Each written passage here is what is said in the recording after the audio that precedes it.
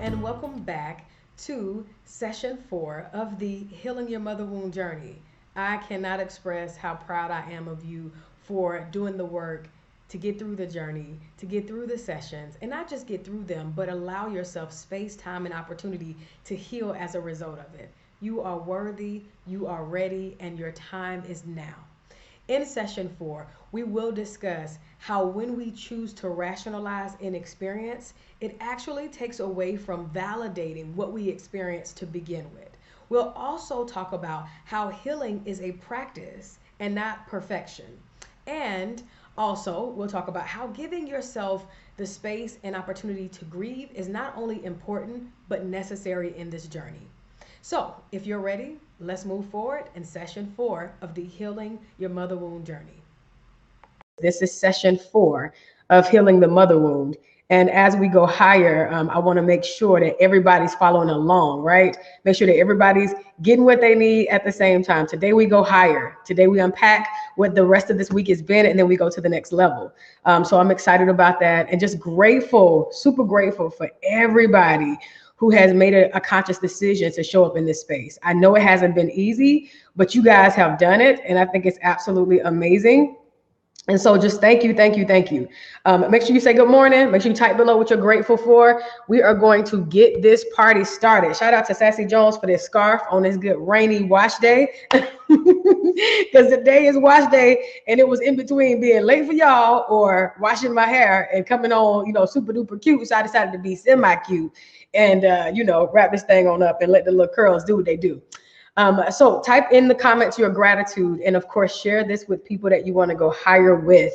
We have so much to unpack and so much to talk about today. Over the last week, since Tuesday, we've been journeying through this space of the mother wound and healing your mother wound more specifically, and allowing yourself space and opportunity to actually grow and expand and heal from this space. Of course, we chose mother wound because this is Mother's Day week, right? This is the week leading into Mother's Day. And it made so much sense for us to allow an opportunity for us to heal and grow from this perspective as we lead into the holiday. Most times, if you have a mother wound, you probably suffered through Mother's Day, or did it begrudgingly because you had to, or whatever the case may be. And so being able to show up in this space of healing and honoring your pain and validating your experiences is super duper important. And that is what today is about. So as you are, again, watching or jumping on, make sure that you, one, say hello, good morning, or good afternoon rather, and say what you're grateful for. So, hey, good morning, Danielle. I see you. Hey, Tanika. Hey, Ryan. Hey, everybody else who's watching that I can't see yet. Tanika said, I'm grateful for stepping out of my comfort zone. Stepping out of my comfort zone. It's way less painful than I thought. Yes. When you do, it's a game changer, right? It's a game changer. I don't know what this little piece of hair is doing.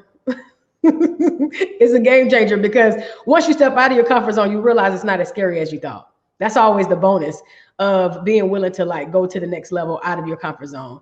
Hi, Robrina. Good to see you. Good to see you. Happy Friday.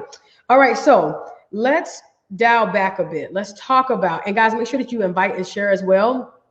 Let's talk about what this week has been. So Tuesday was an opportunity for you to actually acknowledge that you have a mother wound. For a lot of people, that was a big, huge struggle because it was like, oh my gosh, I don't have a mother wound. I've already gotten over that. I've already moved past that. I've already decided to move forward, right? Or my mom wasn't mean to me. My mom wasn't malicious to me. My mom provided for me. She worked hard for me. Whatever she did, I understand it, right? And so for a lot of people, though, it was like a yes, finally, somebody has acknowledged that there is a wound that was created by my mother, and it's not okay just because she's my mother. It's not okay just because she gave birth to me. It's not okay just because of any reason, and I deserve to heal that wound. So shout out to everybody, no matter where you landed in that space, right? And if you missed Monday's live, then if you missed Tuesday's live, which was session 1, I suggest you go back and watch it. And all of this will tie together and make sense. So on Tuesday, you had homework. On session one, you had homework, which was to write a letter of acknowledgement to your younger self. That's the age of you that felt the most pain as a result of the relationship with your mother. And remember, having a mother wound is not limited to or exclusive to having physical abuse, mental abuse, emotional abuse, sexual abuse. It could be that your mom um, criticized you a lot, and as a result of it, it made you feel like you were never good enough. It could be that your mom was jealous, right? She treated you well, made sure you ate and all that kind of stuff, but she was jealous of the relationship maybe that you had with your father because she didn't have that relationship with him as her lover, and she didn't have that relationship with her father, right? It could be that your mom showed favoritism to another sibling and always bragged about how perfect they are and how you need to be like your sibling, you need to be like such and such. That is also a mother wound. And so it's not exclusive to or limited to physical, emotional abuse. It could be you were a child, you were a latchkey kid, and your mom was working all the time, and so you had to spend a lot of time at home, and so you developed some abandonment issues as a result of it. That could be your story, right? And so remember that your mother wound is not limited to it being traumatic or dramatic, but healing that mother wound is a complete game changer for you because it allows for you to show up in this space of honoring your experiences. So shout out to everybody who started with us on Tuesday, who have went back to watch the replay if you didn't start with us on Tuesday and you did your homework. That homework was to write a letter to your younger self who experienced pain at that level. Got it. Wednesday, session 2 was about you being willing to put forgiveness on the back burner. That was also a tough session for a lot of people because it was like, this is my mom. I want everything to be right and okay. I want her to like me. I want her to love me. I don't want my family to be mad at me. What do you mean, Coach P?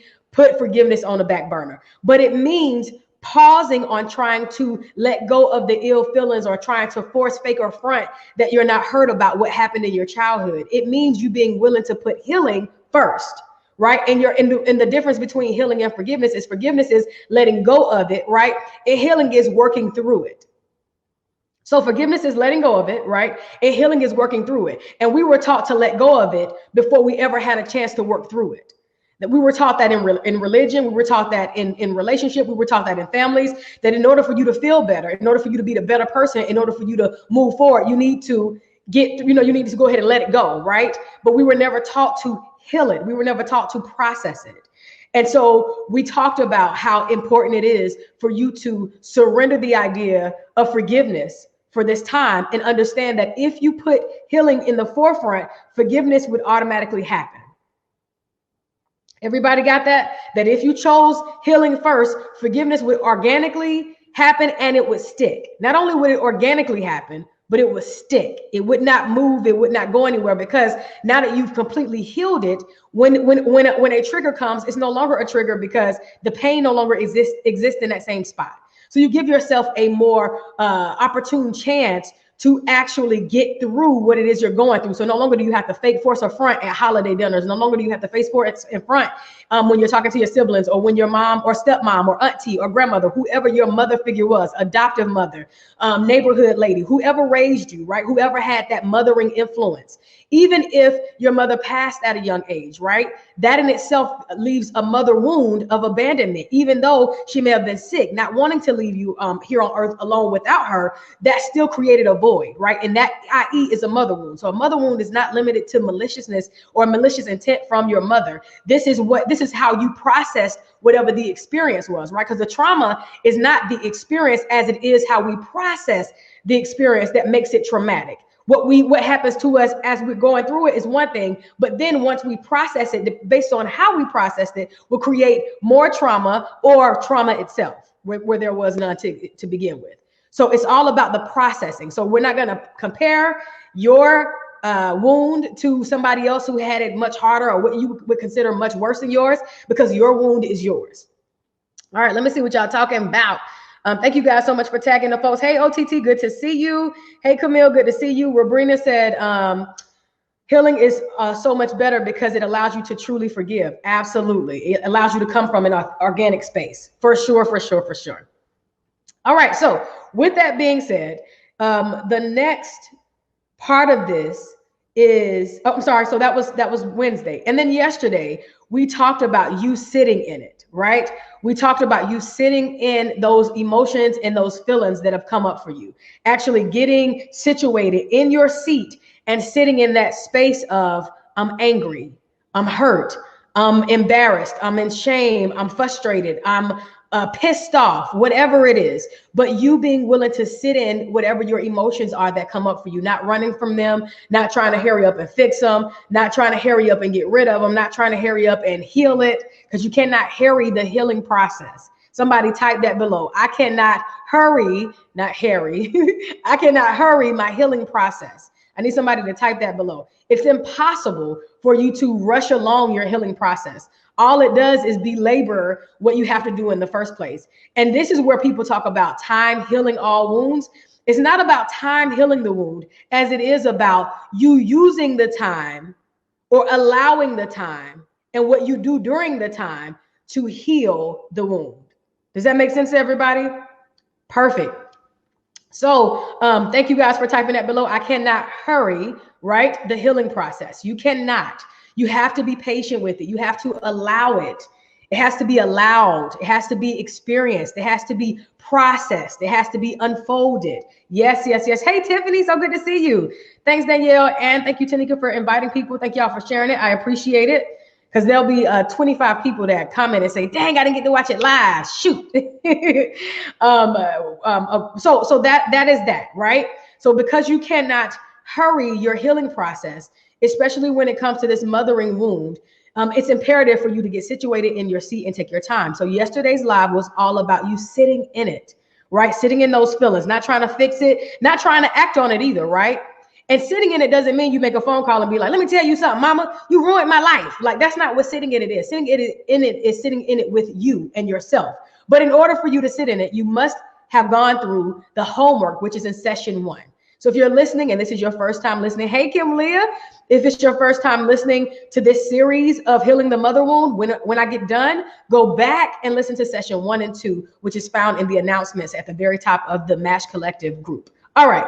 So number 1, we wrote the letter to our inner child to acknowledge, right? Number 1, session 1 was all about validating and acknowledging that you have a mother wound to begin with, no matter how big, small, or whatever the case may be. Number 2, right? Session 2 was about you putting forgiveness on the back burner so that you can put healing in the forefront and then allow yourself to organically get to that place of healing and forgiveness. And then, of course, the forgiveness sticks from there. Hey, Sarah, good to see you. Hey, Donna, good to see you, gorgeous. Number 3 was about you sitting in those feelings, right? Number 4, today, welcome to session 4. Today, before we get deep into it, I want to talk more about rationalization, because when I talked about rationalization before, it hit a lot of y'all. Y'all was like, yes, Lord, I have been rationalizing. I've been saying, well, my mom yelled at me because, or my mom cussed me out because, you know, that's how all the women talk in my family. Everybody call each other bitches. Or, you know, my mom was rough on all of us. It wasn't just me. Right? My mom was, you know, she hit all of us. She smacked all of us in the mouth when we did such and such, or she physically abused all of us. I wasn't by myself, right? We rationalize it. Or my mom only did this because my dad wasn't around. I only felt the neglect of my mom because she was using drugs and alcohol, or I only right? Choosing to rationalize the experience takes away from validating it. Another rationalization that I didn't mention is the religious rationalization. The religious rationalization says, right, well, I had to go through this. God knew what I could take, so I had to go through this in order for me to be strong. Type a 1 in the comments if that's been said to you before, or you've heard it said to somebody else, that I had to go through this. God allowed me to go through this, right? God let me go through this so that I could become strong, so that I could become smarter, so that I could be blah, blah, blah. If you've heard that, if it's been said to you or if it's been said to somebody else, type 1 in the comments, right? That I had to go through this. This had to happen. God allowed this to happen because, right? It was this religious, God-like rationalization that, of course, God only puts on you what you can bear. And so, I went through this thing with my mom, or this abuse with my mom, or this neglect, or this abandonment, or whatever your experience is, because God, and you finish the sentence, right? That's all bullshit. And it's also rationalization that is passed down in order for what you experience to be justified, in order for what you experience to be made sense of. But it's absolutely not legit. That is not the type of God that I would serve. That is not the type of God that I am a part of and in relation to. Everyone has free will. And unfortunately, sometimes, most times, but not all the time, right? In childhood, when you grow up in a dysfunctionally patterned family, then the behavior doesn't change. That's not God saying you need to go through this so that you can be strong, right? That is the pattern continuing, whatever the pattern is. I'm gonna pause right there and make sure that everybody got that. If that makes sense to you, say, Coach P, I got it. For a lot of y'all gonna be like, no, Coach P, I don't got it. And I want you to let me know so we can still talk through it. And if you're just joining us, we're talking about you showing up in this space of either hearing or it been said to you that, you went through that because God knew you could survive it. You went through that because God won't get put more on you than you can bear. So you could be strong. So you could be this, or you could be that. That's all a part of rationalization, using religion and God, right? To justify the experience. And it's absolutely bullshit. It's absolutely not true. We all have free will. God gave us the freedom of choice is what my belief is, right? And it's also what we're taught, right? But I believe that we have freedom of choice. And sometimes people use their freedom of choice, right, in a negative way. That's a part of the human experience, that you get to choose a higher vibrating or a low vibrating experience. And so for a lot of you guys, a lot of us, we are first generation, right? We are first generation healers. We are first generation self-healers. We're first generation break the cycle. We are first generation interrupt the pattern. We are the first generation to do this work. And so you're going to hear a lot of that old time, non-serving, whack ass belief, because that's what they chose to believe and chose to pass down in order to survive the experience. But it does not make it legit. And so because you know that, because you understand that, because you're clear that it is not acceptable, right? It is not acceptable behavior. It is not acceptable experience to blame God or to somehow wrap this into a twisted, God put this on you because God knew you could bear it, in order for you to excuse the behavior or to hurry up and forgive. Because remember, that's all, that rationalization of God and the universe, God and religion is also paired with, so forgive. Because God allowed it to happen, so God wouldn't put more on you than you can bear. And so God allowed it so you could become stronger. So hurry up and forgive so you can start to practice in your strength. And it's just all bullshit. If you've never heard it before, but it's never quite sat with you, right? That's what they said to you, never quite sat with you, it never quite made sense to you, because it doesn't. And it's not right. It's absolutely not right. And there's no other way around explaining it other than that it's not right. And so with that being said, what you get to do from this point moving forward is you get to release those rationalizations and just sit with the fact that someone took their free will, right? Whether it be because of the pattern that they continue to operate in, because they give you what they had, because it's a part of their own mindset, because they're still unhealed, they still haven't done their work, and they can only pass down what it is that they actually have, because that's a lot of the case, right? That's a lot of the reason why. No matter what the reason is, it is your experience. And this part of the healing journey is only about you acknowledging what you've experienced and you beginning your healing process. And step one to healing is validating that it wasn't right to begin with, and there is no justifiable reason. I want y'all to sit in that. There is no justifiable reason. This is it. This is all. It was wrong, and there is no justifiable reason. There's no justifiable reason why, as a latchkey kid, you felt abandonment. There is no justifiable reason why you were left with people who chose to molest you. There is no justifiable reason why you were raped by a family member and your mom told you to keep quiet about it. There is no justifiable reason why you were kicked out and left to be responsible way before your age, before you were ready and before the age legally that you should be. There is no justifiable reason why your mom showed favoritism towards your brother or your sister. There is no justifiable reason why. And it's okay that it's not justifiable, because now from that space, you can actually take responsibility and start the healing process. And so you get to go from that space, because it's not until you hear someone else say it, right? Because you felt it. You knew it wasn't right. You knew it wasn't okay, but it was the way things were. And you tried your best to survive it by even being in agreement with their mindset and their thought pattern. But it never sat well with you because there is no justifiable reason why. Even if it was unintended hurt and pain, even if it was passed down and that's all the person knew, even if mom just simply worked all the time because she was trying to make sure you had what you needed, but you were left at home and you felt that abandonment, it's still not justifiable, right? You still shouldn't have had to have that experience no matter the reason. And so being able to tell yourself that alone has the propensity to change the game for you. And so, yeah, as a result of what you went through, you have become stronger. Yeah, as a result of what you went through, you have become wiser. Yeah, because of what you went through, it did cause you to become more successful because you made sure that you didn't want to go through it again and you don't want your kids to go through it. Yeah, all those things happened as a result of it because you consciously chose to benefit from these hurt things. But that's not justifying why it happened to begin with. Your success or your ability to successfully recover from what you experienced does not justify it happening to begin with. I need you to hear that. Because if you're like me, you've heard, but you're successful. I mean, you wrote a book, you got a business, you've been an entrepreneur for 5 years, you've been successful, you got money, So you should be all right. Everything should be all right with you. Like, no, it's not. The work is still necessary. And sometimes hearing that for the first time is a game changer for you, or hearing it from somebody outside of yourself. Because you've been trying to convince yourself of what they said and then what you really feel and what they said and what you really feel in alignment with. And now you've gotten to a place where you recognize, no, it's not justifiable.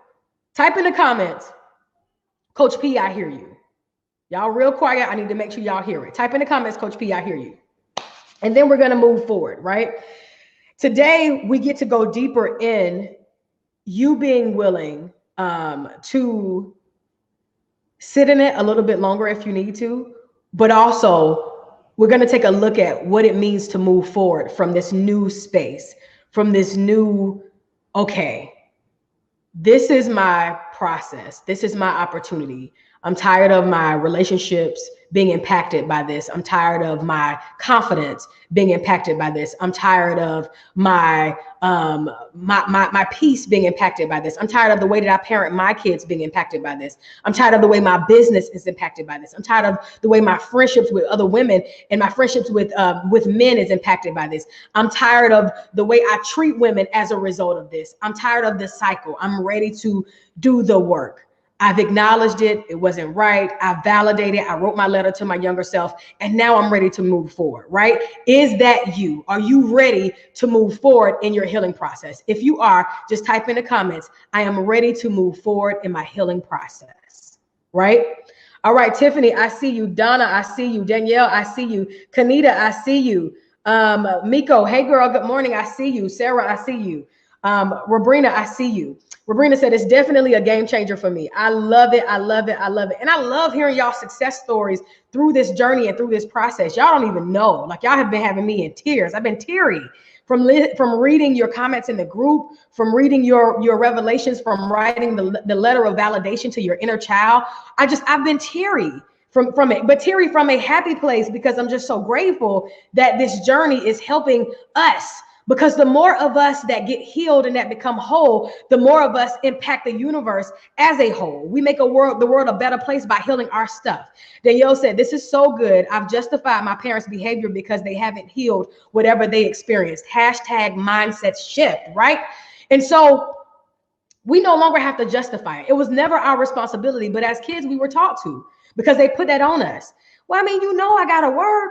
I mean, they didn't mean it. Well, my mom has been listening to this series. This is a part of my gratitude. I can't even remember if I shared my gratitude, but a part of my gratitude is that my mom has been listening to this series, and she's been commenting, and she's been doing the work through this series, because there's levels to this, right? And she shared with me yesterday, she called me to apologize for not acknowledging an experience that I had with my sibling, with my brother, that was a deep, hurtful, harmful, traumatic experience that happened with my sibling.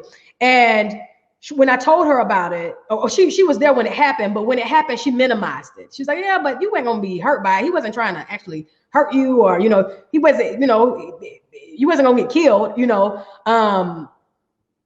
And it was as a result of an altercation that he and I were having, in my and our mid to early 20s, I guess. And she minimized it. It happened like 10 years ago, and she minimized it 10 to 12 years ago. And she said she had been living with it, and knowing that she needed to have a conversation, but she was afraid to bring it up to me because she didn't want it to trigger me. And so she said it was something that I said in the live during this week that triggered her to say, now Precious is ready, or I'm ready to have this conversation. And so she said to me, Precious, I'm sorry that I didn't acknowledge it because it was wrong. It was a big deal. It should have never happened. And I should have made a big deal about it because it wasn't right. And I'm sorry. And because I had already been doing my work, I didn't have the pain there anymore. So whether she had apologized or not, it was irrelevant to my journey. But the fact that she did really helped her, and I appreciated it. And so this work, y'all, when you start to do this work, when you take the attention off of of being a victim, and you start to actually allow yourself to be validated and then move forward in your work, you won't even need the apology that you're waiting for. But when it happens, right, even in a person's death, you will feel the peace of the apology that you thought you needed. Even in a person's mind checking out, say they're crazy, now they're out of their mind, they'll never be able to come around and be able to give you what you need. You will still feel the peace of the peace from what you will still feel the effects of what you thought you needed from the apology, which is the peace and the groundedness and the rootedness. And so when you think about your work, right? Hey, Shalonda, good to see you. When you think about your work and you think about where you are and what it is that you want to experience, this is at the root of it. Next month, we're talking about the father wound, because that's one as well, of course, right? But this one is a big one, right? Just like that one is a big one, this is a big one too. So Donna says, once you realize your parents are going through an experience as well and are working from their place of development, the game changes. Yes, but before you even have to realize that, stay in the space of validating your own experiences. Because so often we run to being understanding that they're going through their own process, that it still takes away from us validating our own experiences. And if you come from a place of never having your experience validated or newly validating your experience, don't even look at your parents' experience for anything. Only stay in the space of giving valor and giving honor and respect and love and attention to your own experience, and spend as much time as you need there. You don't need to rush to understanding what your parents went through. I did that for so many years. One, because of my profession, I logically understood. Shout out to all my therapists and my coaches and all of my workers, right? Who healers, all of the people who are working in the healing industry. We move so fast to understanding because we logically get it. We logically and energetically can see how and why this happened. And for years, I spent space in that, but I know why. So why am I mad? I know who she is. So why am I disappointed? I know this situation. So why am I disappointed? I know that this is the case. That is the case. Like I kept going into my knowing and never allowing myself to sit in what was. I kept thinking, well, I know this. I know that my grandmother didn't have a good mom and my great grandmother didn't have a good. So I know this stuff. Why am I getting stuck in this space? I would never allow myself to sit in the hurt of it from the sake of feeling guilty for knowing it and still feeling bad about it. And so what I'd like to say is stay right here until it's enough for you.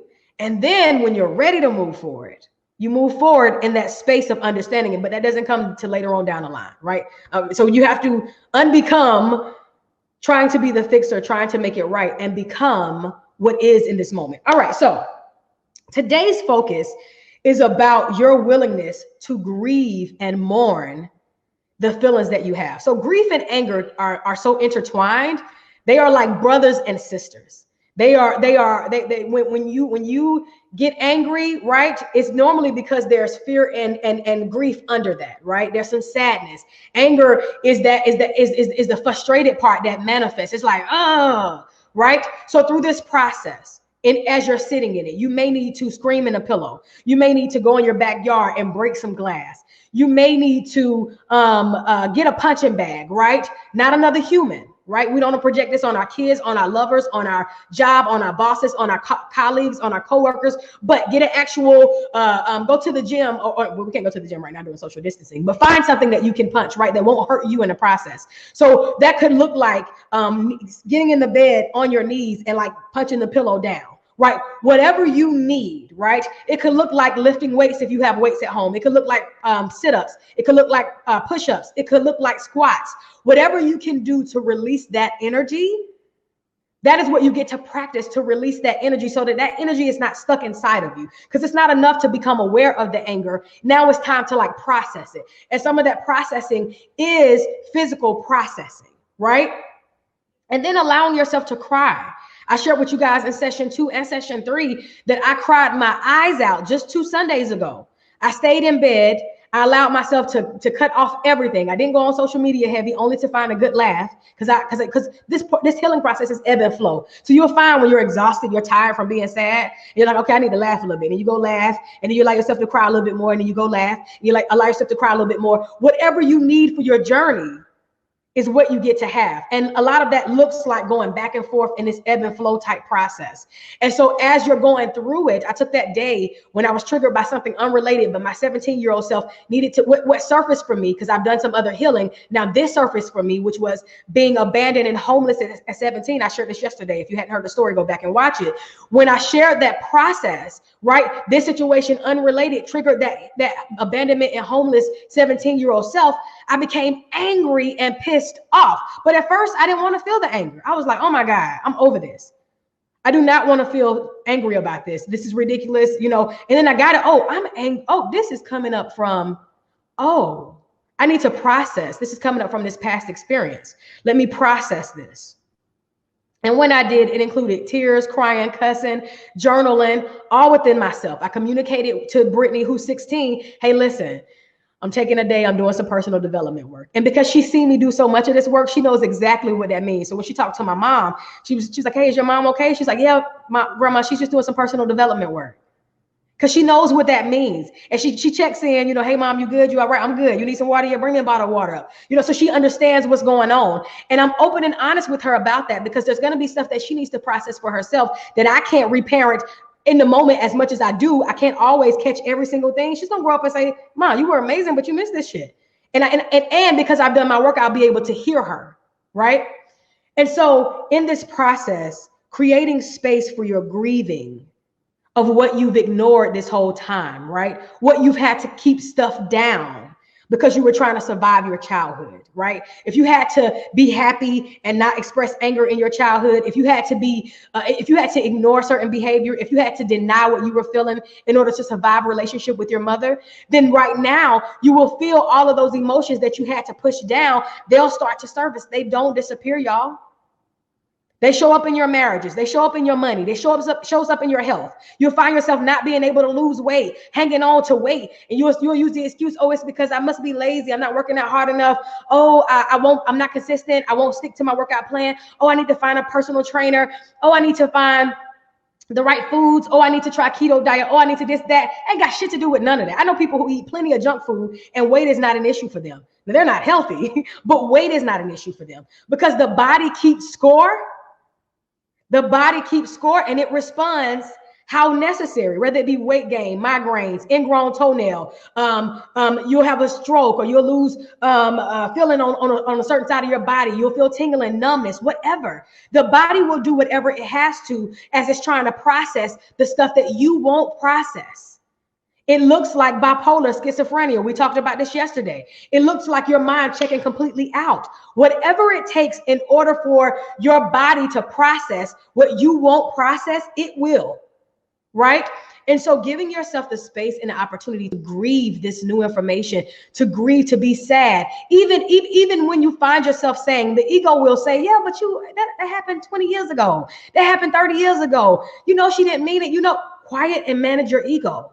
It's okay that it happened 20 years ago. It's okay that it happened. And you get to say this out loud to yourself in mirror talk, in a journal, right there in a audio recording, whatever you need, that it's okay that it happened 20 years ago. I get to heal from it now. I get to be mad about it now. I get to be upset about it now. I get to be frustrated about it now. That is my right. That is how I'm going to process this. Right? And so as you're grieving, as you're going through this process of sitting in it a little bit longer and allowing those feelings to happen, a part of that process too is implementing things like yoga, right? Stretching the body, stretching the mind with yoga, which is one of the reasons why I chose to pick up hot yoga to begin with, so that I could start to process some of my stuff. And it made a difference. In yoga, I learned how to breathe through it. In yoga, I learned how to stretch my body through it. In yoga, I learned how to be aware and present in it. In yoga, I learned how to be mindful. It helped me to slow down. It helped me to understand that it is a practice, because yoga is a practice. It's not you getting, moving into a pose and, ooh, you so bad because you got into this pose. No, it's the practice of it.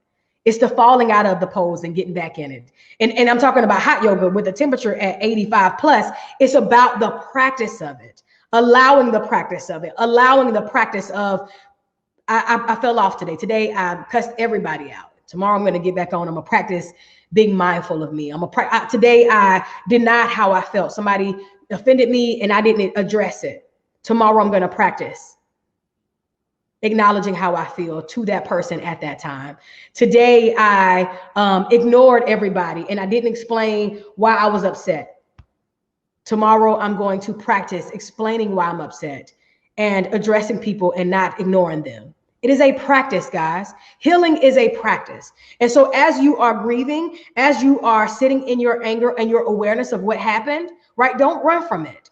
Know that this is an opportunity for you to process it and practice healing yourself through this process. So that looks like yoga. It looks like working out. It looks like therapy. It looks like coach. It looks like journaling. It looks like dancing. It looks like singing. Here's what I want you to add to this, right? Because here's now where we talk about homework. And let me read your comments before I give homework. Let me make sure everybody on the same page. Number one, is what I'm saying to you making sense? Type in the comments, Coach P, I got it, if what I've shared so far makes sense. And I'm going to read your comments. Let me see what y'all saying.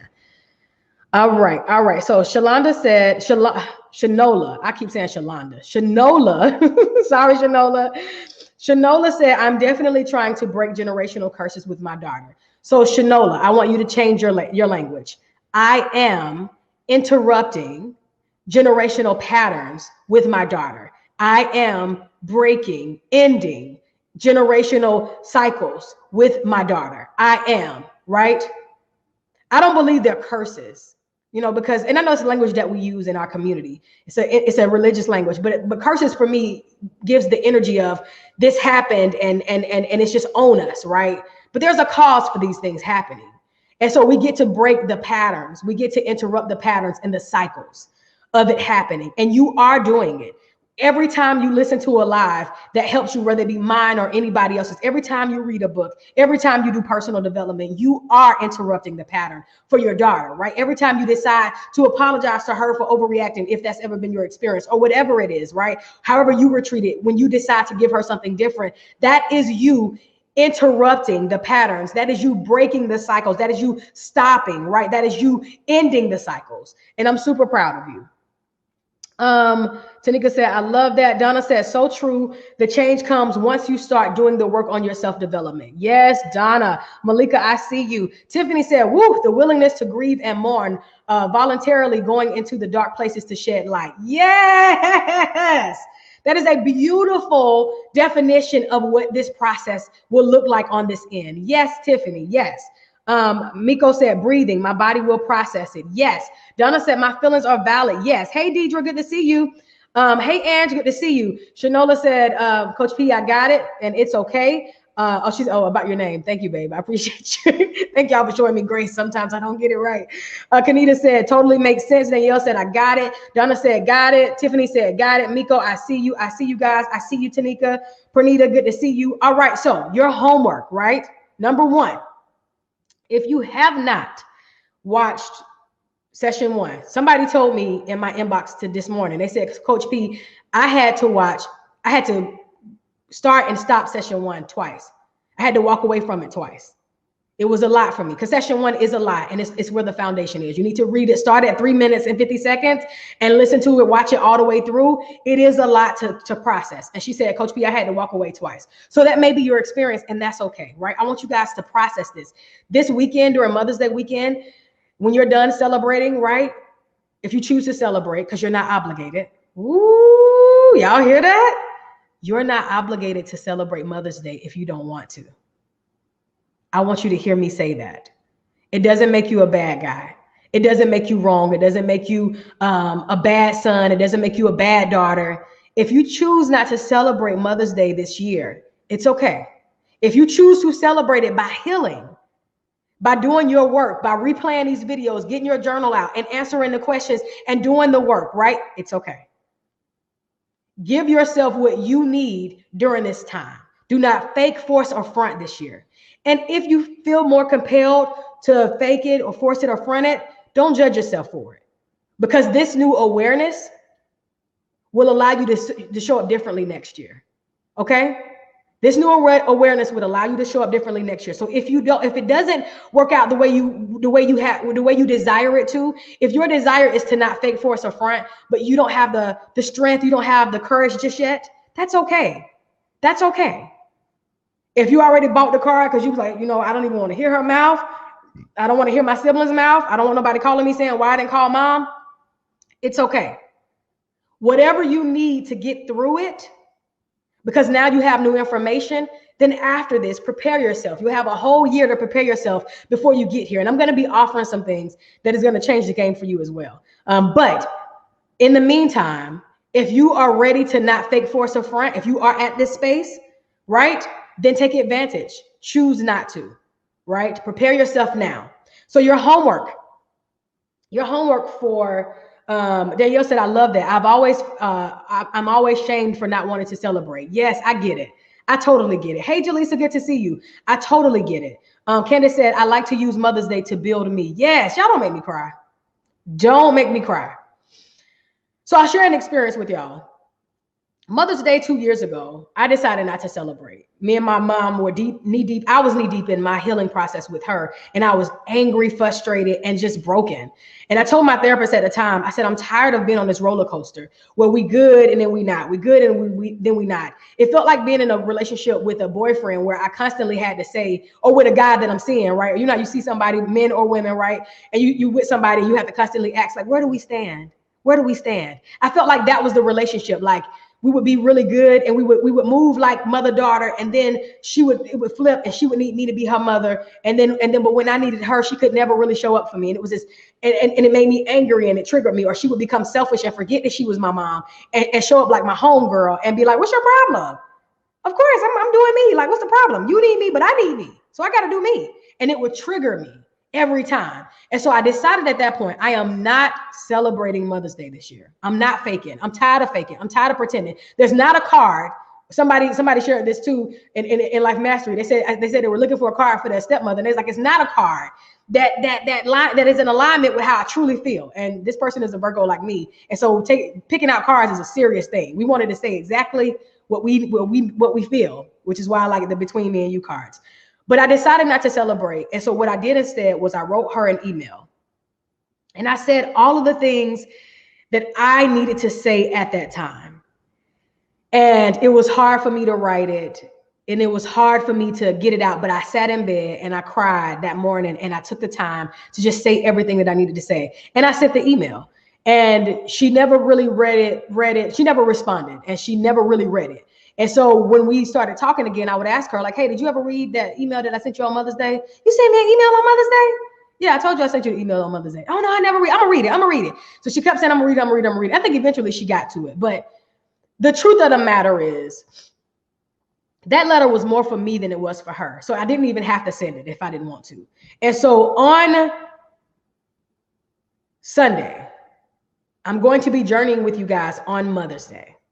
I was saving this as a surprise. So here's the bonus. We're gonna have another session tomorrow, and then on Sunday at noon Eastern Standard Time, I'm going to be going live with you again, and we are going to write letters, if you're ready, to your mother. Remember, the first letter was to you, acknowledging your experience. And so if you're ready, we're going to write letters on Sunday. If you're not ready, it's okay. You can just sit and be a part of it, right? But we are gonna go there. And so tomorrow we'll go live and we'll do the last part of this journey. And then to conclude it on Sunday, we will write a letter based on where you're at right now. Not based on where you want to be later, not based on what's coming up next, but based on where you currently are legitimately right now. And so your homework for today, as you're grieving in it, as you're sitting in it, as you're working through it, is to allow yourself to write another letter, write another note to your younger self, whatever age feels the most pain as a result of your mothering relationship. I want you to write that letter and allow your younger self to have a voice. So if it's your 5-year-old self, allow your pen to pad and allow your 5-year-old thoughts to come up. I was scared.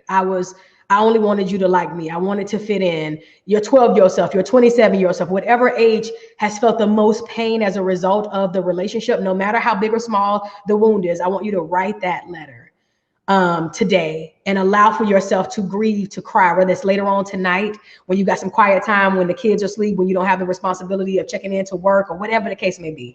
I want you to allow yourself that time. And you can even write it in the morning if you want to, but I want you to get to it. If you're not ready for that, don't push yourself. If you have a therapist and you haven't been seeing your therapist during this series, it's a nice time to check in with your therapist. If you have a coach, check in with your coach. Lean into this community. Comment under the post. I put a post up every day. What would your takeaway from the session? Talk in that post. If it was overwhelming, if it was whatever, I'm there to respond to you. I am here to support us. Shout out to my folks in Life Mastery who are doing this work. I'm so proud of y'all. We are going a bit deeper. But for you guys here in the Match Collective, this is a great space to start.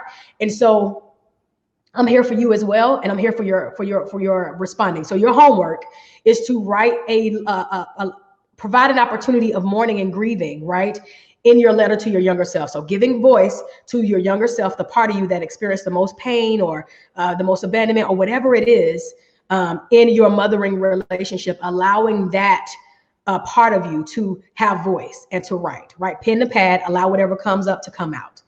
Do you have any questions? What questions do you have? I want to answer questions live this time versus after the fact. So Candace says, Danielle says, I love that. Okay, I read that. When Danielle says facts, Virgo, yes. Candace said, wow, I need to reach out to my therapist. Yes, for sure.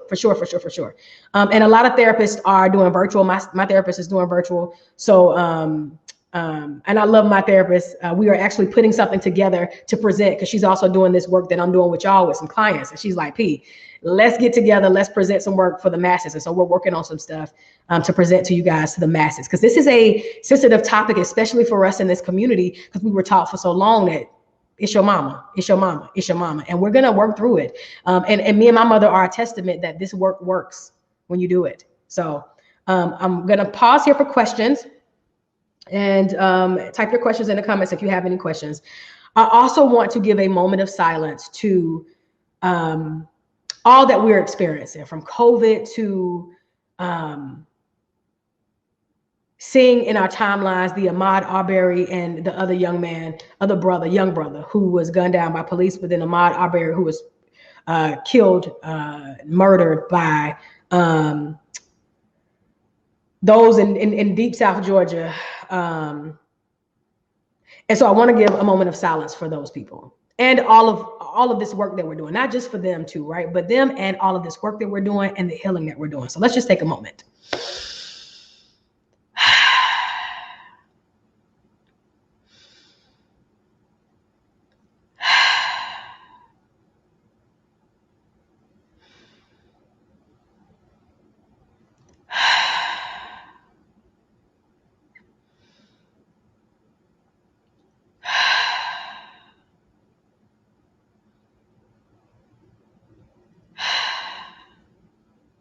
So I wanted to take that moment because I've been avoiding reading the news, avoiding reading all the stuff about it, because we're doing this work and I can't allow too much stuff into my space energetically and emotionally while I'm doing this kind of work. But it caught me yesterday and I grieved. And I asked God, like, God, Mother God, what are we to do? And what I kept hearing was this: this is the work. We cannot control how other people show up in the world. People have free will to do whatever, right? We cannot control how other people show up in the world. But what we can do, what I believe is necessary for us, is to continue to raise our cultural collective energetic vibration of worth. That we continue to lift ourselves up as worthy of being entitled to living a full, delicious life experience. And the only way that we get to do that is by doing our internal work. Now, that doesn't mean that we won't experience, death or murder or other people doing crazy shit. But when we raise our when we raise our energetic vibrational worthiness culturally and collectively, it changes how we see each other. It changes how we value each other. It changes how we show up in this space of honoring our own life and honoring our space. They have their work, meaning white people, Chinese people, black people, anybody who is not pro-life, because this is definitely, this issue with Ahmaud is a black and white type issue. However, there are other cultures in general, other races who do not value black life, right? And so I believe that when we think about America and we think about the black and white issue, that white Americans have their own work to do way back to slavery and beyond, right? They have their own work to do that they need to work through in order to show up differently in how they treat other cultures. But as it relates to us, I believe this is always an opportunity for us to do the work. And so if your work is not on the front lines, if your work is not, walking down with the signs, if your work is not being in legislation, if your work is not being in government, if your work is not being a celebrity with a big platform, your work is always you healing yourself. When you continue to heal you from these wounds and you continue to bring your vibrations up about your self-worth, you contribute to the collective culture's bank of self-worth.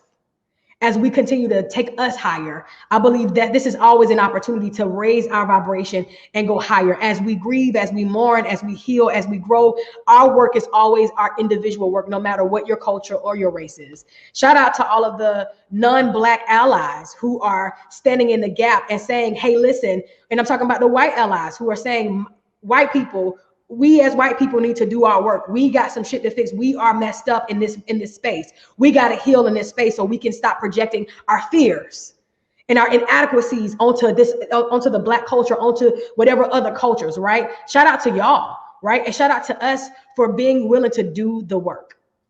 So I'm proud of y'all. I love y'all so much. And I said I wanted to get to questions. Let me see if there's any questions. So Tanika said, a letter to your younger self that I missed. Tell me what you mean, Tanika. And if you're talking about session 1, you got to go back and watch session 1. Deidre said, my mother is older now, and I'm afraid that confronting her with my feelings might kill her. Ooh, Deidre. Oh, let me tell you something. There's this book. I've been sharing this book called Toxic Parents.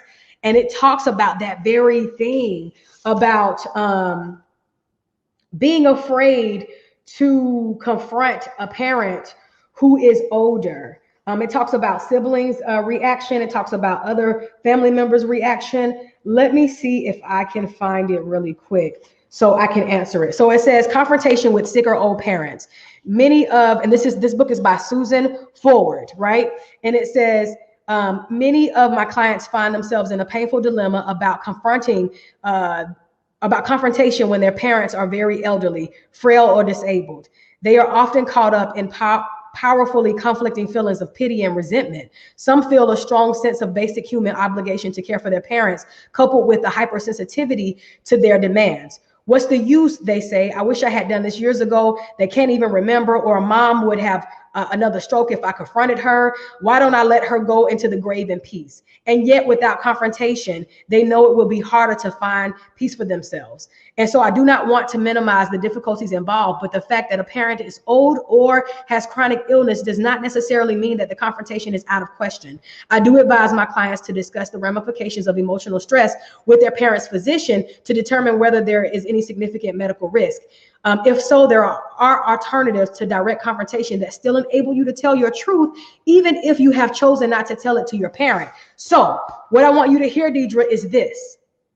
It is not necessary for you to get healing it's not necessary for you to confront your mom to get healing. I need you to understand that. And that's for anybody listening. That's for my folks who are like, my parent is deceased. They're not physically here. It is not necessary for you to face to face or even verbally confront your mom. Write your letter first. You first need to validate it with yourself. And what you will find once you start to do the work within yourself, that you may not even need to confront this person to begin with. Maybe you will, but if you do, you'll feel more grounded and rooted about it. But because you're still feeling fear, says that it's time for you to do the work for yourself. It's time for you to validate the experiences yourself first.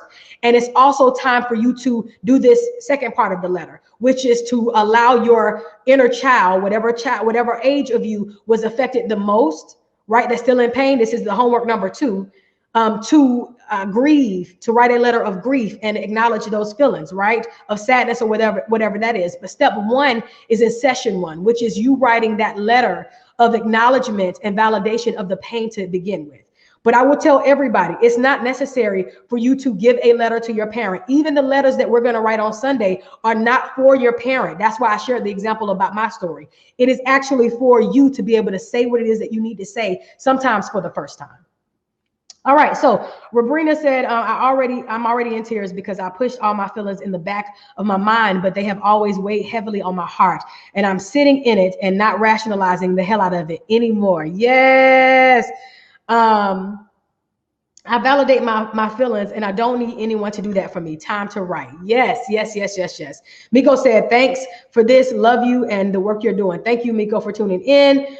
Sarah said, what if your mother passed when you were very young? You did not have a mother figure. Sarah, I answered this question for you in the post that you asked this question, but I'll answer it again for anybody else. If your mom is deceased, you're still healing the wound of abandonment, of not having a mom, right? There still was a wound that was created because you didn't have a mother figure. That's the part that you're working through. Sarah, let me know if that answered the question for you. I want to make sure before we end this thing. This is the longest live that I've had. We are at an hour almost, 4 minutes away from an hour. This is the work.